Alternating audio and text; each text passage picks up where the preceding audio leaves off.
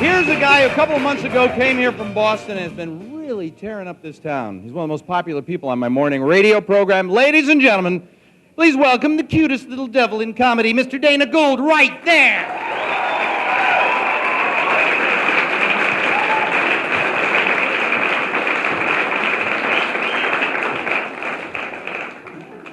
Hi, how are you? Are you guys in a good mood?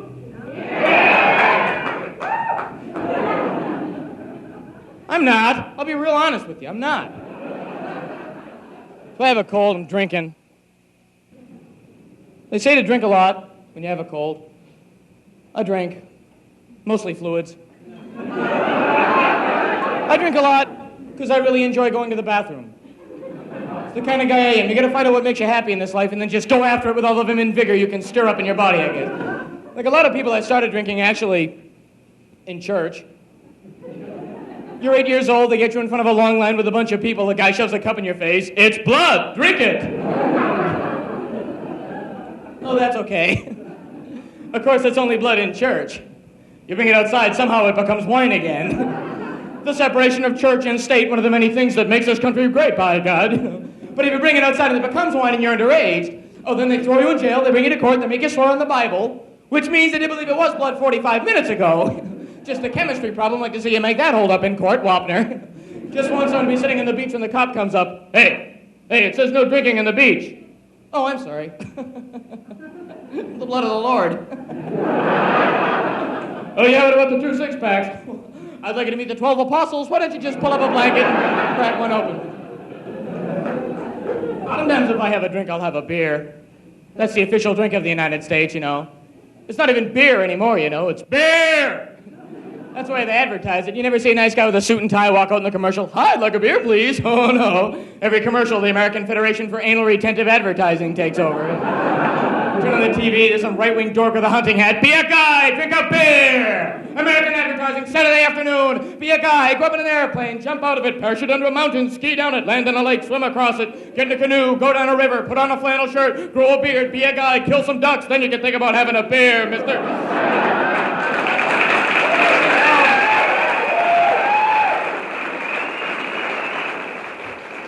Yes, you're sitting there going, I'm just trying to watch the game. And grab a juice, you big pansy. You're watching the wide world of sports, they don't have a lot of ads where guys come out going, hi, say, this beer is scrumptious. You'd kill somebody if they acted like that, they're not drinking beer.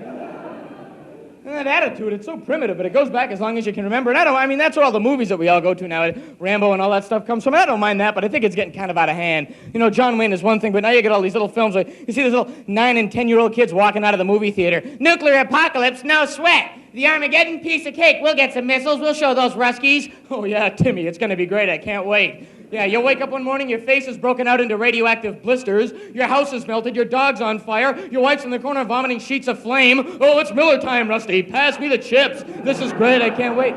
You're dealing with radioactive decay, physical deterioration. Your mate's going to look like Mr. Potato Head if you're one of the lucky ones, you know. But you'll have to reproduce. She'll give birth to a lovely baby boy, 8 pounds, 9 ounces, and black hair, and blue eyes, and green eyes, and gray eyes, and brown eyes, a couple of pink eyes coming around the backyard on insect-like antenna. She's out on the front porch. At least he's not like those mutated kids down the street. Do you hear the way they talk to their mother? Always coming into our yard, sucking the plasma out of our pets. I won't have it.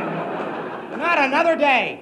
It's bad enough the kid has 3 mouths, now he's smoking out of 2 and swearing out of the other one. If I didn't have 5 eyeballs, Frida, I don't know how we'd keep up with him. I don't. They say we evolved from the apes. I have a hard time believing that. Till I went to the family picnic. Apparently we were apes at one point, and then one just became a man overnight as a result of some bizarre shaving mishap. I don't know what happened. He had a hell of a lot of explaining to do. Mom, Dad, I'm a homo sapien. Not in my house, you're not. You go upstairs and forage for grubs with your sister.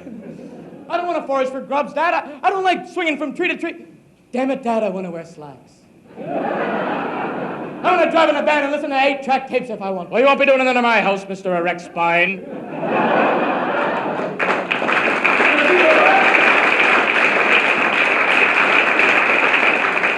I don't know, maybe I am antisocial. I think there are times in everybody's life when you hate everyone and everything you see. Don't you think that? You think sometimes?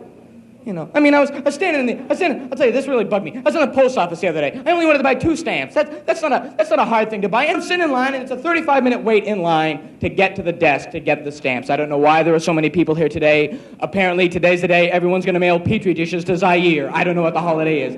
But I'm sitting in line, and that's how you know we have evolved from lower forms of animal. You're sitting in line, people are coming up to you. Excuse me, do you know what time it is? Never going to make that meeting. And so I'm sitting in line, and of course I get stuck behind this woman that has to start going, you know, you think they'd have better things to do than to keep us sitting in the stand line all day. For crying out loud, they get 3 other people back there sitting in the big fat butts. They can open up those windows, but they don't. They like to see us sit here and sweat. You know, I got 3 kids at home, Bobby, Sarah, and Sandy. Those are my kids. These are my kids. Hey, mister, wait a minute. Hey, will you hold on a minute? These are my kids. These are my kids, Bobby, Sarah, and Sandy, 5, 6, and 8. They're home now, tied to the bedpost, starving to death with no lunch because I couldn't get a sitter to sit in this damn line. And I just wanted to start beating her with my car keys, but you can't do that. People get offended. She starts going, you know, my neighbor Betty Ann, the woman is 85 years old. She fell down the stairwell, broke a hip against the balcony. Well, she's decided to ask me to go out and run all of her errands. Apparently, the woman thinks I have nothing better to do, you see. Then they sit in this damn line all day while my 3 kids, Bobby, Sarah, and Sandy, those are my kids, 5, 6, and 8. They're upstairs now, tied to the bedpost, starving to death without any lunch while I'm sitting in this damn line. I mean, don't get me wrong. I mean, I felt bad for the woman. She was really short and really wrinkled. She actually had enough skin to be tall, but her frame had other plans. Pretty much what wrinkling is, as you get older, your skin sags and your skeleton shrinks. If you don't die, eventually you just become a big bag of flesh. Grandma's home. Whoa! She doesn't know. I have a bad thing about my grandmother. She doesn't understand what I do for a living at all. What do you do for a living, boy? How do you plan on putting food on the table?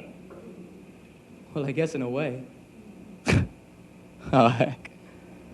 I guess you could say I make people happy. Kind of like a hooker does, huh? Thank you.